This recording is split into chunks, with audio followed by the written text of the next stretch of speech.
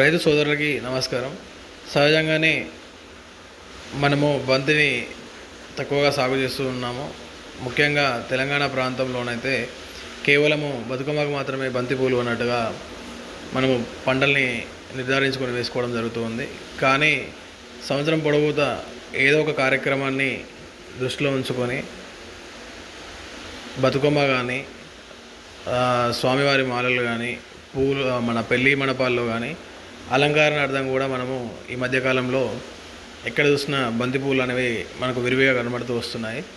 కాబట్టి ఒకేసారి పంటని వేసుకోకుండా విడతల వారీగా పంటను సాగు చేసుకొని ఆశించినటువంటి లాభాలను పొందవచ్చు. దిగుబడి దాదాపు వస్తుంది, కానీ మన కాలంలో మనము పంటని సాగు చేసుకున్నట్లయితే పంట నష్టానికన్నా లాభాలు అధికంగా ఉంటాయి. కాబట్టి రైతు సోదరులు ఆలోచించగలరు.